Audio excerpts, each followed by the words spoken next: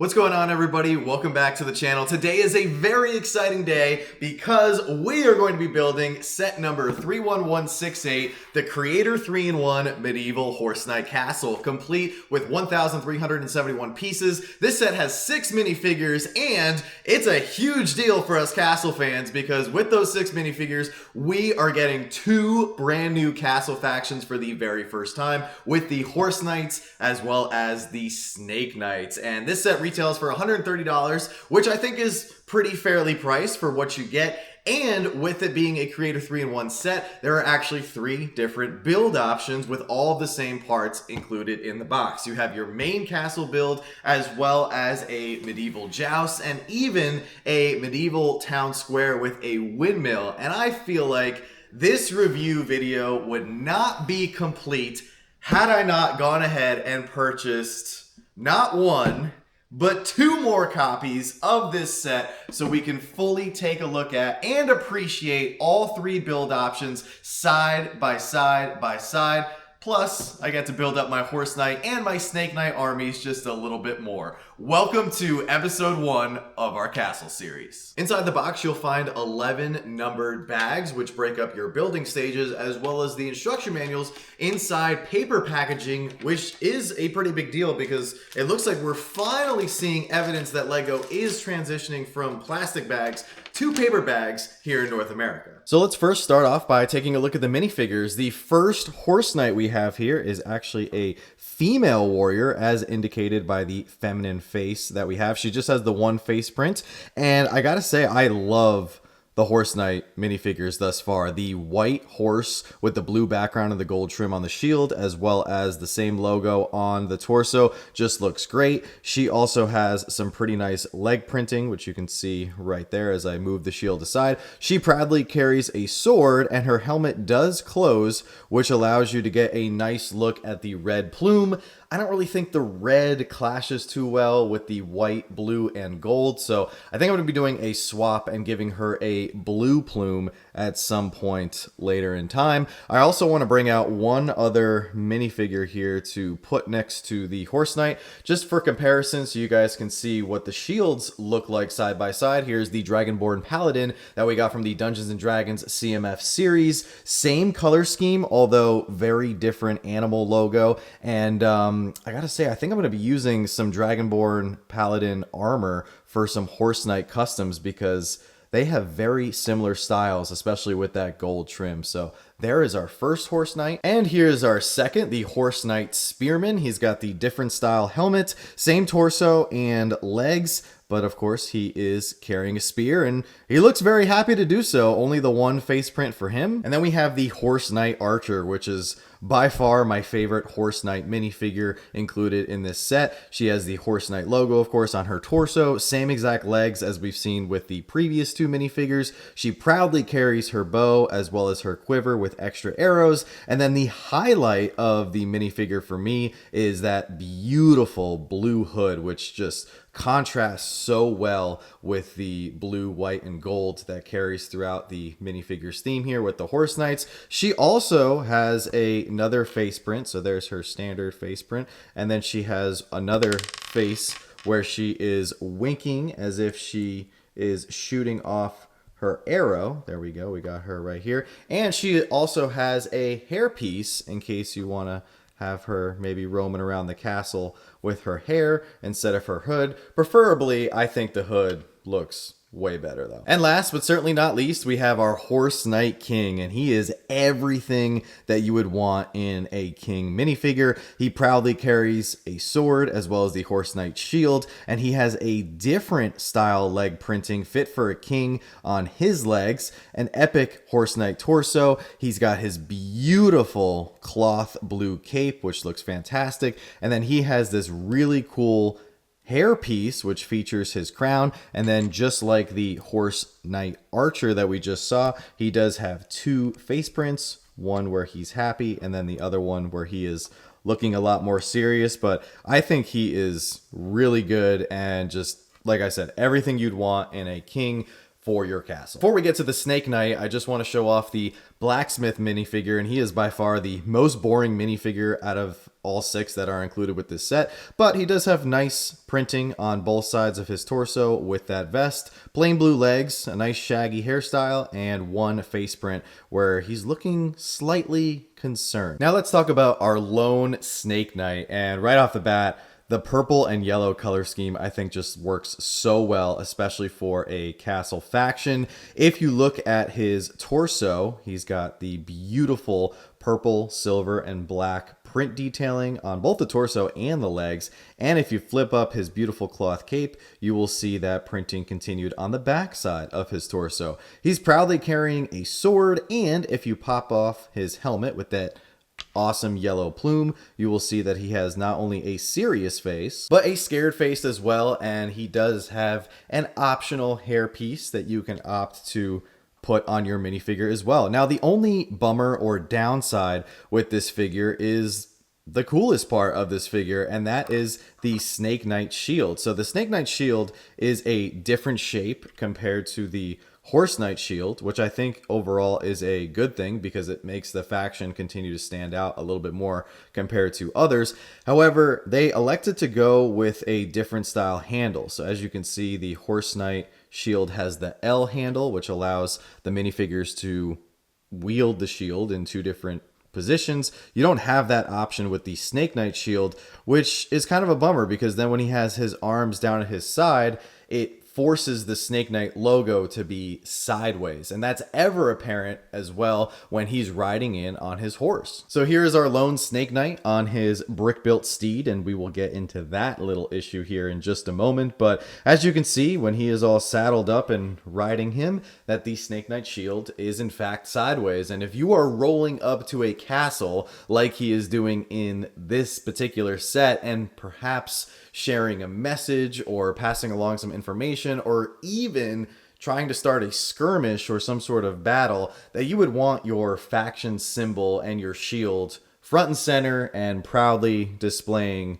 where you come from, so that way your opponent or the people that you are in contact with know exactly who they are dealing with. And you can see how much better it looks as I sneak in the Horse Knight King on his brick-built steed, and he's got his shield proudly upright and front and center. So now let's talk about the brick-built horse issue. So this was a hot topic of conversation before this set even launched this past August 1st, as a lot of people were not happy that molded horses were not being included in this set. Now, I went into this set and this build with an open mind, trying to hope that the brick-built horses wouldn't bother me. Unfortunately, they bother me quite a bit, and the main reason is the horse's hooves. So you would have to spend a lot of time positioning the bottom pieces in such a way that makes the horse perfectly even.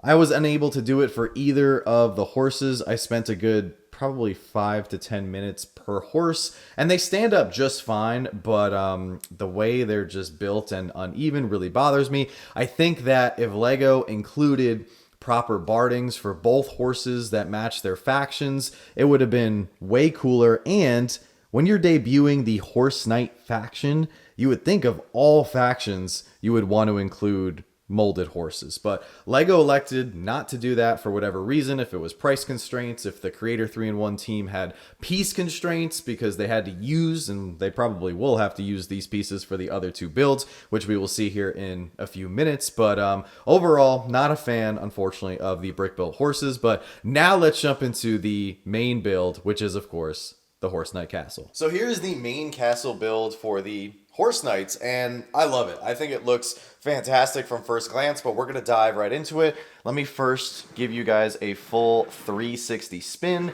and then we'll talk about some of the exterior features that I like, and we'll work our way into the interior. So the first thing that I think is great is you get the 3 blue flags marked right there at the highest portions of the castle. You also get an extra Horse Knight shield, which I think is great because it clearly identifies that this castle does in fact belong to the Horse Knights. And then the other interesting thing, and I think it's a nice touch for a castle like this with a new faction, is that we have these light blue base plates indicating that this castle is either surrounded by water or near water of some sort. And I think that it's really cool that they did that because it allows for more imagination. And if you were trying to build this into a city or in some sort of mock, you could really play off of that. So spinning the tower to the left here, you have your first smaller tower with the torch right there, which looks great. You have a little tree build right here. And moving the castle back to front and center,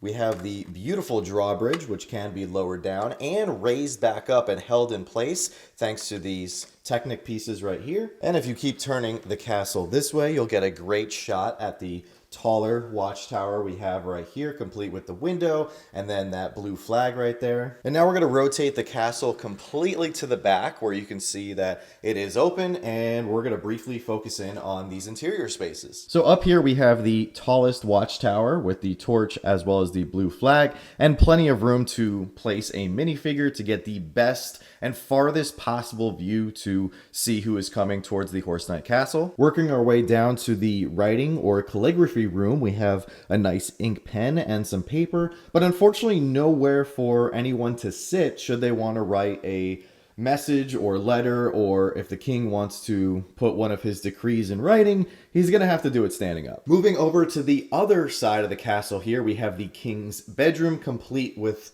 red sheeted bed as well as a tiny little fireplace in there. Now this set does come with a little treasure chest full of all the king's jewels and riches, but unfortunately it's a little bit too big and it doesn't fit well in the king's bedroom, so I'm gonna have to find another spot for it somewhere in the castle. Coming down to the first floor, underneath the king's bedroom, you have the great hall with the king's throne, as well as the table with all the food. There's also this beautiful chandelier, as well as these two banners, which I think look great. And if you would like to, you can actually pop this entire portion off of the castle to get a better look inside this area. Unfortunately though, it is blocked by some of the plates used for this build, so it doesn't open it up completely, but there's still plenty of room in there for you to display your minifigures, put your king on the throne,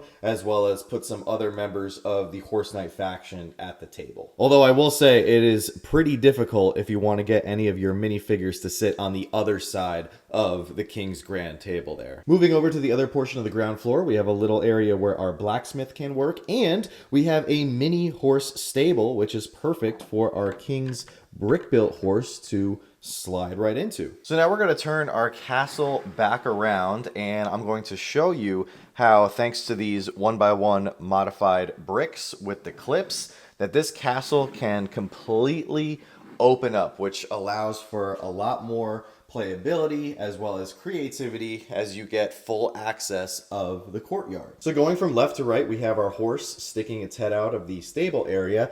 This half door right here actually does open, which is very nice, and there is enough room, so if you wanted to, you can completely pull out your horse from the stable. Moving over to the next opening, we have a clear pathway to where the blacksmith works. Next to the pathway for the blacksmith, we have the main door to the king's great hall with the red and white banner above it. This door does open, which is great, and you can see the big table of food where all of the horse knights are enjoying a meal with the king.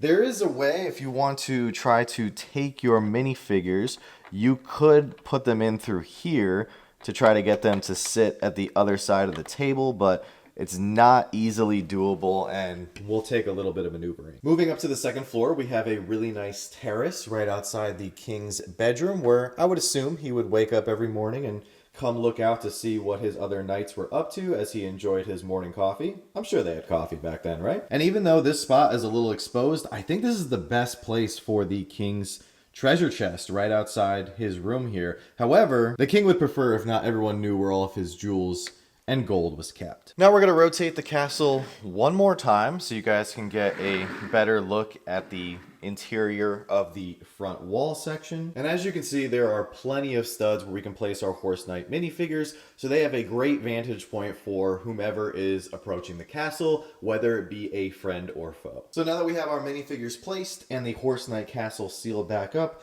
we have our one lone Snake Knight on his horse, and there's plenty of opportunity for imagination and play here as the Snake Knight rides up to the Horse Knight castle. My only minor complaint is that I wish there were more Snake Knights included with this set just because of how cool this faction is. So now that the main castle has been built, it's time to crack open our second copy and go jousting. And I just want to say I really appreciate that LEGO included 3 individual paper instruction manuals with the set, so you can use them to build either of the 3 builds for this without having to use a QR code or pull up the instructions digitally, which would then require the use of a device of some sort. And since we're doing one of the alternate builds, we cannot follow the numbered bags. Instead, we're going to have to dump everything out and then build from all of the pieces. I sorted them to hopefully make the build process easier. Here is all the tile, plate, and then we have 2 bins of brick, and then miscellaneous pieces that don't fit into the aforementioned 3 categories. So before we get into the details of the Joust alternate build, I just want to point out that there's a lot of leftover pieces with this. So if you build this and you have a lot of leftover pieces, you didn't do anything wrong. I'd like to move the horses as well as the mid barrier here out of the way and give you guys a full 360 of the Joust build before we start breaking down all the details and the components. It's a much smaller build than the main castle structure that we have for the focal point of this set, but it still offers a lot of fun details and play features. Starting from left to right, we have a small covered structure with food and water, presumably for the horses. So moving over to the underpass, where we have the king and queen observing the joust, we have the crossed swords with the horse knight shield. However, we do have a small problem with the underpass, as you cannot fully fit the horse knight on the horse to go through it unless you position the helmet in a certain way. Otherwise, the plume will become obstructed, which I think is a little bit of a bummer, because it would be pretty cool to have the horse be able to march through the underpass towards the jousting area. And then moving over all the way to the far right, we have a weapons rack complete with bow and arrow, mace, sword, spear, quiver, and horse knight shield. Moving up to the seating area, thankfully the piece here does fold up, so you get a better view of the king sitting on his throne next to his queen, complete with a nice arrangement of food so they can fully enjoy the joust match. We're now going to completely turn the castle around so we can take a look at the details of the back and the inside, and this is where things get a little interesting. So starting off at the top of the left tower, we have something very unexpected here, as this build very much resembles that of a holy cross with a knight's helmet at the top. Now, maybe this is supposed to better represent a memorial for fallen soldiers, but just knowing how LEGO tends to stay away from anything religious, it is very surprising to see this inside a set like this. Beneath the fallen soldier memorial, we have the king's master bedroom here, which doesn't have much room, but it does just barely fit that bed. And moving down to the first floor beneath the king's bedroom, we have a nice sizable area for the blacksmith to do his work. Moving over to the top of the right tower, we have a nice spot for the king's treasure chest, complete with all his jewels and money. Beneath the room for the treasure chest, we have the writing or calligraphy room. This time, there's actually a seat included, so whoever wants to write something down actually has somewhere to sit. And finally, beneath the calligraphy room, we have a small horse stall with a working door, and yes, the horse does actually fit inside, which is a great touch. Now that we've seen the entire castle build, it's time to take a look at the final piece of this, which is of course the main jousting area. The makeup of the barrier for the joust is not substantial whatsoever, but it gets the job done, and it allows you to have an area where you can have some fun with your knights and horses while they charge at one another for a nice jousting battle. I have 2 quick things to say about the Joust alternate build before we move on to the final portion of the video. With the focal point being the horses for this specific set, I think it once again just highlights the unfortunate reality that we got brick-built horses instead of molded horses. And it even highlights it even further when you take a look at the Unicorn 3-in-1 Castle, which was launched on the same day as this set. And that set got molded animals, but for whatever reason, they didn't include molded horses with this set. The other thing that I will say is if you are in the market for a cool castle joust set, this is definitely the more affordable option because LEGO has not made that many Castle Joust sets. The most recent one was the Kingdoms Joust, which came out in 2012, and that one sells for well over $400 sealed in box. So if you want to get a cool medieval castle-inspired jousting set, this is the way to go. But that was the second alternate build for the 3-in-1 Horse Knight Castle. Now it's time to crack open our final set and build the last alternate build. So here's the third and final build, which I believe is meant to be a little medieval market with a windmill on the top of the main building here.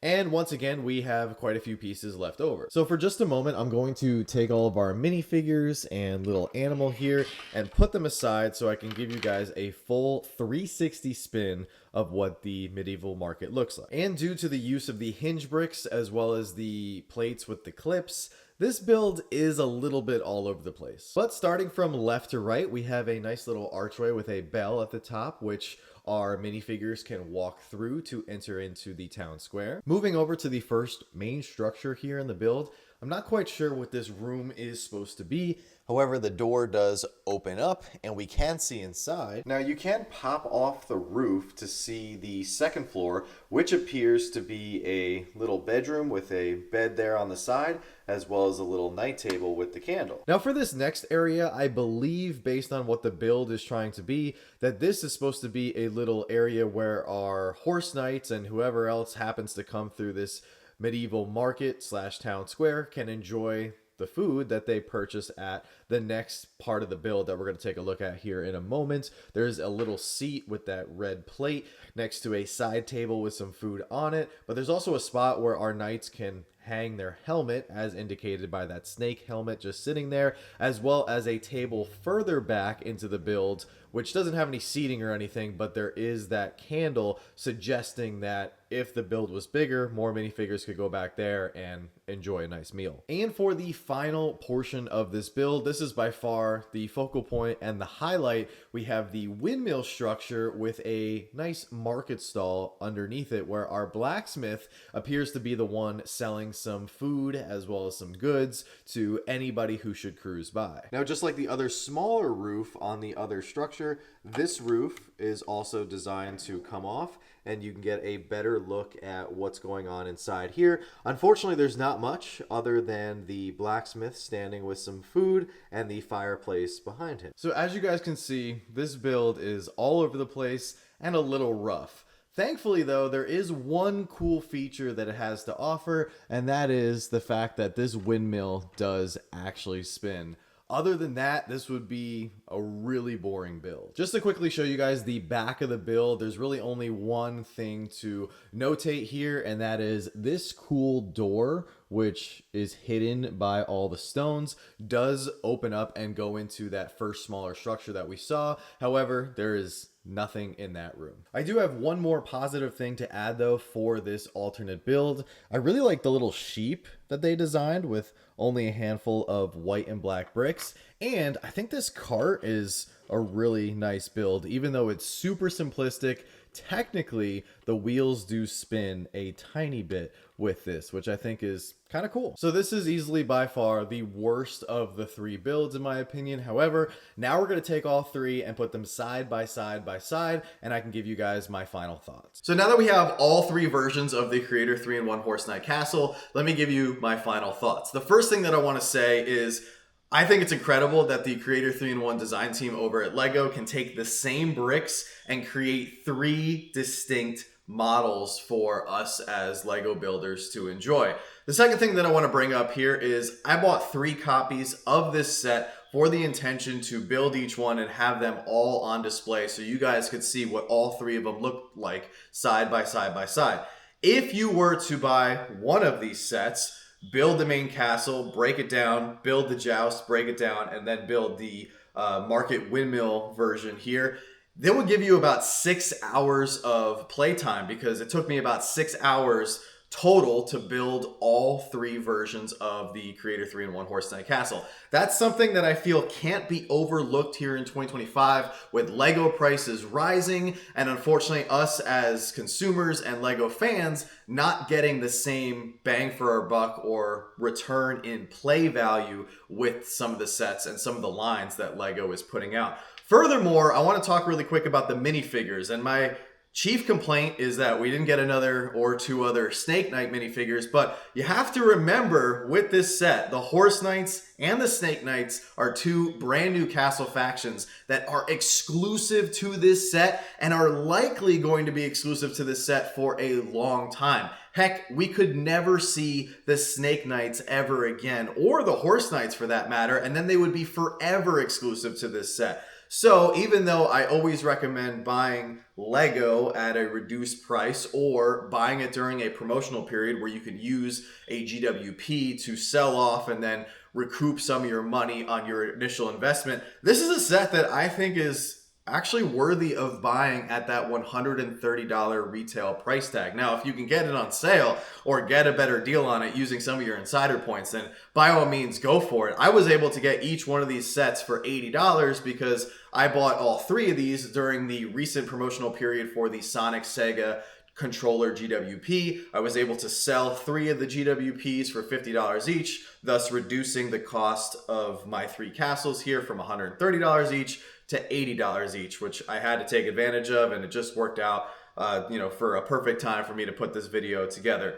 The last thing I will say is, if you do want to buy this set, add it to your medieval area in your collection or in your city, I would strongly advise buying max 2 copies, unless you're trying to buy more copies to army build your factions. There's really no need to build this market Windmill alternate build, in my opinion. It's just very weak. I don't think it looks very good on display. It doesn't have a lot of cool play features or anything, so I think it's kind of a waste in my opinion, and I mean that in the most sincere professional way, and that I fully understand that the designers are limited by the parts that they have. And I just want to say, with this being the weakest model, it's just because, in my opinion, these 2 versions of the Horse Knight Creator 3-in-1 Castle are so strong. I love the main build. I love the Joust. It's just when comparing this to the other 2, it's just the clear sore thumb. So I just want to bring that up, and I just don't feel like there's a need for you guys to go out and buy 3 copies of this.